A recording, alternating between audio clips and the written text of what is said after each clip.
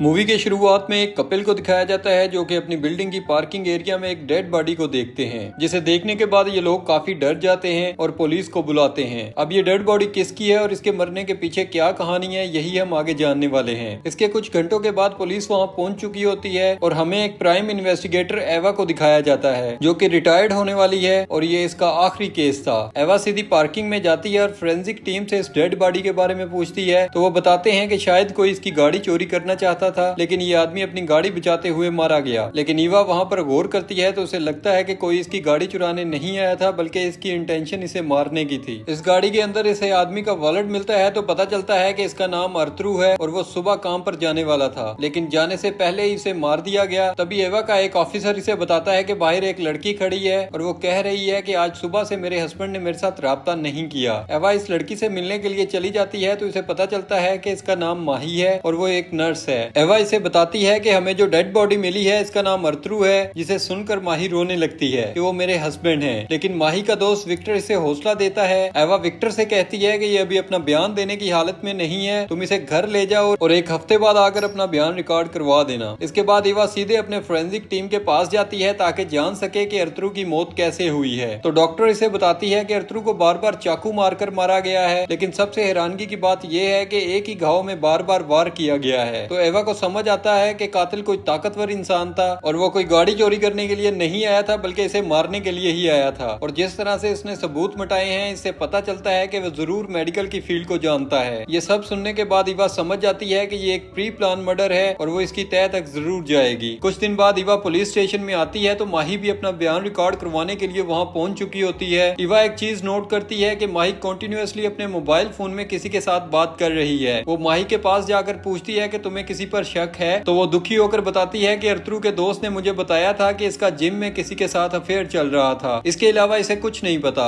ईवा इसे कहती है कि कोई बात नहीं, इन्वेस्टिगेशन के बाद सब पता चल जाएगा। ईवा माही की दोस्त सलूनी के पास जाती है ताकि मजीद इन्वेस्टिगेशन कर सके। तो सलूनी इसे बताती है कि अर्थरू का जिम में किसी के साथ अफेयर था और इसके साथ वो काफी पॉसेसिव भी था। जब भी माही काम पर जाती थी तो वो बार बार कॉल करके पूछता था कि वो कब घर लौटेगी और अभी वो किस जगह पर है और क्या कर रही है। क्योंकि माही काम में मसरूफ होती थी तो अर्थरू की बार बार कॉल करने की वजह से अक्सर वो फ्रस्ट्रेट हो जाती थी, लेकिन वो अर्थरू की रिस्पेक्ट भी करती थी। वो ईवा को ये भी बताती है कि 3 महीने पहले अर्थरू एक बिजनेस मीटिंग के लिए कहीं गया हुआ था, तो इस वक्त मैं और माही क्लब गए थे। वहाँ पर माही की मुलाकात एक लड़के से हुई थी जिसका नाम डैनियल था। अब जैसे जैसे इन्वेस्टिगेशन आगे बढ़ रही थी तो ईवा और इसकी टीम को बहुत सारी नई चीजों का पता चलना शुरू हो जाता है जो इन्हें किसी ने भी नहीं बताई थी। इन्हें पता चलता है कि अर्थरू का किसी के साथ कोई अफेयर नहीं था, बल्कि ये सब इस पर इल्जाम लगाया जा रहा है। और दूसरी बात यह कि शादी से पहले माही का एक बॉयफ्रेंड भी था जिसके बारे में अर्थरू को पता था, लेकिन ये सब जानने के बावजूद इसने माही से शादी की, जिससे पता चलता है कि वो एक अच्छा इंसान था और माही से प्यार भी करता था। ईवा इन्हें कहती है कि हमें अपना सारा ध्यान माही पर लगाना होगा और इसके साथ साथ माही से लिंक जितने भी लोग हैं हमें इन पर भी नजर रखनी होगी। बाकी कॉल रिकॉर्डिंग सुनकर ही हम इन्वेस्टिगेशन को आगे चला सकते हैं। ईवा माही के घर चली जाती है ताकि इससे डैनियल के बारे में इन्वेस्टिगेशन कर सके। तो माही इसे बताती है कि ये सच है कि हम 3 महीने पहले एक क्लब में मिले थे और एक दूसरे के काफी करीब भी आ चुके थे और इस सब की वजह अर्थरू खुद था, क्योंकि वो बहुत पॉसेसिव हो चुका था और मेरे साथ भी ठीक से बिहेव नहीं करता था, क्योंकि इसे मेरे पहले बॉयफ्रेंड के बारे में पता था, इसलिए वो हमेशा मेरे साथ गुस्से में बात करता था। माही एक और बहुत इंटरेस्टिंग बात ईवा को बताती है कि मैंने डैनियल को नहीं बताया था कि मैं शादीशुदा हूँ, क्योंकि वो एक अमीर आदमी है और इसका अपना रेस्टोरेंट्स का बिजनेस है, लेकिन मैं जल्द ही ये सब डैनियल को बताने वाली थी। ये सब सुनकर ईवा बहुत अजीब फील करती है। यहाँ वो अपने पार्टनर्स को बताती है कि माही किस तरह की लड़की है, वो अटेंशन पाने के लिए किसी के साथ भी रिलेशन में जुड़ जाती है और यहाँ वो बता रही होती है कि हमें अपना सारा फोकस माही पर करना पड़ेगा। और इसके साथ साथ वो लोग अलग अलग एंगल्स भी डिस्कस करते हैं जो अर्थरू की मौत की वजह बन सकते हैं। अब ईवा और इसके साथियों को माही की सारी कॉल रिकॉर्डिंग्स मिल जाती हैं, जिसे सुनकर वो सरप्राइज होते हैं कि एक तरफ तो वो अपने दोस्तों को कॉल करके इन्हें बताती है कि अर्थरू इससे अब्यूज करता है और दूसरी तरफ वो अपने कुछ दोस्तों के साथ बहुत खुशी के साथ बेहुदा बातें कर रही है। इन्हें डैनियल के साथ कॉल की रिकॉर्डिंग्स भी मिलती हैं जिनमें माही इसे बताती है कि वो एक शादीशुदा औरत है, लेकिन इसके साथ साथ वो डैनियल को झूठी कहानियां भी सुनानी शुरू कर देती है, जिसे सुनकर डैनियल इसे माफ कर देता है और इसके साथ साथ वो माही को एक नया घर गिफ्ट करने वाला है। ये सब सुनने के बाद ईवा को समझ आ जाता है कि कहीं ना कहीं अर्थरू की मौत के पीछे माही का हाथ जरूर है, लेकिन इन्हें अभी भी ये नहीं पता था कि जिस आदमी ने अर्थरू को छुरी मारी है वो कौन है। ईवा दूसरी सारी रिकॉर्डिंग सुनती है लेकिन इसे कोई सबूत नहीं मिलता। इसके बाद ईवा अपने घर जाने लगती है, लेकिन इसका एक ऑफिसर इसे कॉल करके वापस बुलाता है कि हमें कुछ नई रिकॉर्डिंग्स मिली हैं, शायद इनसे हमारी कोई मदद हो सके। जब ईवा वापस अपने दफ्तर पहुंचती है तो वो लोग एक रिकॉर्डिंग प्ले करते हैं जिसमें माही किसी सलवा नाम के आदमी से बात कर रही थी कि सब कुछ प्लान के मुताबिक हो रहा है, तुम्हें कुछ दिन पुलिस से छुप कर रहना पड़ेगा। ये सुनने के बाद ईवा का शक यकीन में बदल जाता है कि इस कत्ल के पीछे माही है, लेकिन अब इन्हें सिल्वा को ढूंढना पड़ेगा। इसके बाद हमें 2016 का सीन दिखाया जाता है जब अरतुरु और माही की शादी हो रही थी और वो दोनों इस शादी को लेकर बहुत खुश थे। लेकिन शादी के बाद अरतुरु अपने काम और फैमिली में बिजी हो जाता है, जिसकी वजह से माही खुद को बहुत अकेला फील करती है। माही को फील होना शुरू हो जाता है कि जैसे वो एक कैद में है, इसलिए वो फैसला करती है कि वो भी अरतुरु से दूर रहने की आदत डाल लेगी। इसलिए वो डबल शिफ्ट करना स्टार्ट कर देती है और जो भी फ्री टाइम मिलता है वो क्लब में चली जाती थी और अगर कोई भी रैंडम लड़का इसे मिलता तो इसी के साथ ही टाइम स्पेंड कर लेती थी। इसी दौरान माही की मुलाकात डैनियल से होती है तो वो एक साथ टाइम स्पेंड करते हैं जो माही को बहुत अच्छा लगता है। अब वो लोग रोज मिलने लगते हैं और माही सोचती है कि इसे डैनियल की तरह का लाइफ पार्टनर चाहिए था क्योंकि वो अरतुरु से बिल्कुल डिफरेंट है। इस तरह एक दिन जब वो घर देर से वापस आती है तो अरतुरु इसका इंतजार कर रहा था। जब वो माही से देर से घर आने की वजह पूछता है तो वो इसे बताती है कि इसका कोलीग छुट्टी पर है, जिसकी वजह से इसे ज्यादा देर तक काम करना पड़ता है। अरतुरु इसे कहता है कि अगर हम वीकेंड पर भी एक दूसरे को टाइम नहीं देंगे तो हमारी शादी का क्या मतलब है। लेकिन माही इसकी बात टाल देती है कि हम काम तो नहीं छोड़ सकते और वो वॉशरूम चली जाती है। लेकिन इसके मोबाइल पर डैनियल का मैसेज आता है जिसे अरतुरु देख लेता है और इसे देखकर अरतुरु को बहुत गुस्सा आता है। अरतुरु जब माही से पूछता है तो वो उल्टा इसी पर गुस्सा हो जाती है कि मेरा मोबाइल देखने की तुम्हारी हिम्मत कैसे हुई। अब अरतुरु को पता चल चुका था कि वो इसीलिए घर देर से आती है। अरतुरु इसे कहता है कि मैंने पिछली मर्तबा तुम्हें माफ कर दिया था लेकिन इस बार तुम्हें माफ नहीं करूंगा, तुम जितनी जल्दी हो सके ये घर छोड़कर चली जाओ। लेकिन माही से कहती है कि इस घर को बनाने में मैंने अपनी सारी सेविंग्स लगा दी हैं, लेकिन घर अरतुरु के नाम था और इसलिए वो इसे जाने का कहता है। तो माही बहुत गुस्से में वो घर छोड़कर चली जाती है और अपने दोस्त अंद्रू को मैसेज करके बताती है कि अरतुरु ने इसके साथ अब्यूज किया है और इसे घर से भी निकाल दिया है और अब मैं इसको जान से मारना चाहती हूँ। लेकिन एंड्रू इसे कहता है कि तुम्हें इसे मारने की जरूरत नहीं है, तुम इससे डाइवोर्स भी ले सकती हो। तो माही को पता चल जाता है कि ये काम एंड्रू के बस का नहीं है, इसे ये काम किसी और से करवाना पड़ेगा। माही बहुत परेशान रहना शुरू कर देती है, लेकिन हॉस्पिटल में कोई और भी था जो माही से प्यार करता था और इसे माही को इस हालत में देखकर बिल्कुल भी अच्छा नहीं लग रहा था। माही जब फाइल चेक कर रही थी तो इसमें माही को एक मैसेज मिलता है तो इसे पता चल जाता है कि ये मैसेज सलवा ने लिखा है और सलवा भी एक शादीशुदा आदमी है। वो सलवा के पास जाती है और इसे टच करना शुरू कर देती है, लेकिन वहाँ पर सलवा की बीवी आ जाती है क्योंकि वो भी इसी हॉस्पिटल में काम करती है। वो इन्हें बताती है कि वो दोनों वीकेंड पर चर्च जाने वाले हैं। जब वो चली जाती है तो माही सलवा को कहती है कि अरतुरु अपनी बिजनेस मीटिंग के लिए कुछ दिन के लिए घर से बाहर जा रहा है और मैं वो टाइम तुम्हारे साथ स्पेंड करना चाहती हूँ। तो सलवा इसकी बात मान लेता है। जब वो घर जाता है तो हमें सलवा की फैमिली को दिखाया जाता है जिनमें इसकी 90 साल की बीमार माँ है और 21 साल का बेटा और बीवी भी है। लेकिन इनमें से किसी को भी नहीं पता था कि सलवा कहाँ जा रहा है। वो माही के पास चला जाता है और ये दोनों एक दूसरे के साथ अपना टाइम स्पेंड करते हैं। रात के वक्त जब ये लोग खाना खा रहे थे तो माही से एक और कहानी सुनाती है कि वो इस तरह सलवा के साथ छुप छुप कर नहीं मिलना चाहती। वो चाहती है कि हम दोनों शादी कर लें, लेकिन अरतुरु इसे शादी की इजाजत नहीं देगा, इसलिए मैं चाहती हूँ कि तुम अरतुरु को मार दो। ये सुनकर सलवा शॉक्ड हो जाता है कि तुम इसे डाइवोर्स भी ले सकती हो, लेकिन माही से कहती है कि ये सब इतना आसान नहीं होगा और साथ में वो इमोशनल होकर सलवा को मनाने की कोशिश करती है। इसकी बातें सुनकर सलवा राजी हो जाता है कि वो इसके लिए कुछ भी करने को तैयार है। इसके बाद माही इसे अपनी पार्किंग में लाकर बताती है कि अरतुरु यहाँ पर गाड़ी पार्क करता है और इसके साथ वो सलवा को गाड़ी की चाबी भी दे देती है। वो इसे कहती है कि तुम एक हफ्ते के अंदर ये काम खत्म करोगे और फिर हम शादी कर लेंगे। इसके बाद सलवा अरतुरु को मारने का प्लान बनाना स्टार्ट कर देता है और एक दिन वो ब्लैक ड्रेस पहनकर अरतुरु को मार देता है और इसके बाद माही को मैसेज करता है कि मैंने तुम्हारा काम कर दिया है। लेकिन माही इसे कहती है कि अगले 2 महीने तुम मुझसे नहीं मिल सकते और ना ही कोई राब्ता कर सकते हो क्योंकि पुलिस इन्वेस्टिगेशन करेगी और अगर इन्हें जरा सा भी शक हुआ तो हम दोनों फंस सकते हैं। ये सुनकर सलवा थोड़ा घबरा जाता है, लेकिन वो खुद को तसल्ली देता है कि उसने बिल्कुल ठीक किया है। अब इसके बाद 2 महीने गुजर जाते हैं और वो दोनों रोजाना काम पर तो आते हैं लेकिन एक दूसरे से नहीं मिलते। सलवा का सब्र खत्म हो जाता है और जैसे ही वो देखता है कि माही अकेले कमरे में जा रही है तो इसके पीछे इसी कमरे में आ जाता है और माही से कहता है कि मैं और सब्र नहीं कर सकता। तो माही इसे कहती है कि पुलिस इन्वेस्टिगेशन अभी चल रही है, इसलिए हमें एक दूसरे से नहीं मिलना चाहिए। वो साथ में बताती है कि इसने नया घर लिया है लेकिन इसका बहुत सारा काम होने वाला है। तो सलवा इसे कहता है कि मुझे अपना एड्रेस दे दो, मैं वो सारा काम फ्री में कर दूंगा। ये सुनकर माही खुश हो जाती है और इसे अपना एड्रेस दे देती है। वो इसके घर जाकर इसका सारा काम करना शुरू कर देता है और जब थक कर बैठता है तो इसकी नजर माही के लैपटॉप पर पड़ती है। जब वो इसे खोल कर देखता है तो इसे डैनियल की मेल्स दिखाई देती हैं। इसमें लिखा हुआ था कि इसने अपना नया घर ले लिया है और वो चाहता है कि माही जल्द से जल्द इसके पास आ जाए। ये देखकर सलवा को बहुत दुख होता है और वो माही के साथ दोबारा राब्ता नहीं करता। काफी दिन गुजरने के बाद माही से कांटेक्ट करती है कि क्या सब कुछ ठीक है, तुमने दोबारा कोई कांटेक्ट नहीं किया। वो ये भी कहती है कि सब कुछ प्लान के मुताबिक हो रहा है और ये वही रिकॉर्डिंग थी जो ईवा और इसकी टीम सुन रही थी और कहानी दोबारा प्रेजेंट में आ जाती है। ईवा और इसकी टीम इनकी सारी कन्वर्सेशन सुन लेते हैं। जब सलवा इसे कहता है कि मुझे पता है कि तुम्हारा डैनियल के साथ भी रिलेशन है, तुमने मुझे खिलौने की तरह इस्तेमाल किया है और मैं तुम्हें आधे घंटे में मिलना चाहता हूँ। ईवा और उसकी टीम ये सुनकर सोचते हैं इन दोनों को पकड़ने का यही मौका है। ईवा अपने साथियों को लेकर इसी रेस्टोरेंट में पहुंच जाती है जहाँ वो लोग मिलने वाले थे और इन्हें वहाँ सलवा दिखाई देता है। काफी देर वेट करने के बाद जब माही वहाँ पर नहीं आती तो ये लोग सलवा के पास जाकर इसे अपने साथ चलने का कहते हैं तो वो इनके साथ पुलिस स्टेशन चला जाता है। दूसरी तरफ हमें दिखाया जाता है कि माही डैनियल के साथ अपने नए घर में शिफ्ट हो चुकी है और वो दोनों एक दूसरे के साथ बहुत खुश थे, लेकिन इन्हें क्या पता था कि इनकी ये खुशी सिर्फ कुछ लम्हों की है। माही जब काम पर जाने के लिए घर से निकलती है तो ईवा और इसकी टीम को अपनी तरफ आते हुए देखकर घबरा जाती है। ईवा इसे अपने साथ चलने का कहती है। डैनियल वहाँ पर आकर इसे छुड़ाने की कोशिश करता है, लेकिन ईवा इसे अपने साथ लेकर पुलिस स्टेशन में चली जाती है। अब माही को समझ आ चुका था कि वो बुरी तरह फंस गई है। ईवा इन दोनों को अलग अलग बिठाकर इनसे बयान लेती है। ईवा सलवा से पूछती है कि तुमने अरतरू को क्यों मारा, तो वो कहता है कि मैंने किसी को नहीं मारा। जब ईवा इसे सबूत दिखाती है तो वो मान जाता है कि मैंने अरतरू को मारा है, लेकिन इसमें माही का कोई लिंक नहीं है। मैं सिर्फ माही की मदद करना चाहता था ताकि वो अरतरू से आजाद हो सके। लेकिन ईवा इसे बताती है कि अरतरू एक अच्छा इंसान था और इसने कभी भी माही को अब्यूज नहीं किया था। तो सलवा फिर भी यही कहता है कि ये मेरा कसूर है, इसमें माही की कोई गलती नहीं है और मैं अपना जुर्म कबूल करता हूँ। इसके बाद ईवा माही के पास जाती है और इसे अरतरू को मारने की वजह पूछती है तो वो दोबारा इमोशनल होकर वही झूठी कहानी सुनाना शुरू कर देती है, लेकिन ईवा इसे ये कहकर रोक देती है कि तुम ये सब कहानियां अपने बॉयफ्रेंड को ही सुनाना, मुझे सिर्फ सच चाहिए। और वो माही को सारे सबूत और कॉल की रिकॉर्डिंग सुनाती है तो माही सारा इल्जाम सलवा पर डाल देती है कि ये सब इसी ने किया है क्योंकि वो मुझे हर कीमत पर हासिल करना चाहता था। इसके बाद इन दोनों का कोर्ट ट्रायल होता है और माही को 22 साल और सलवा को 17 साल की सजा सुनाई जाती है। जेल में जाने से पहले इनकी तस्वीरें ली जाती हैं और जब माही से पूछा जाता है कि क्या वो शादीशुदा है तो वो इन्हें बताती है कि वो अब विडो है। दोस्तों, अगर आप ऐसी मजीद वीडियोस देखना चाहते हैं तो प्लीज हमारे चैनल को सब्सक्राइब कर लें।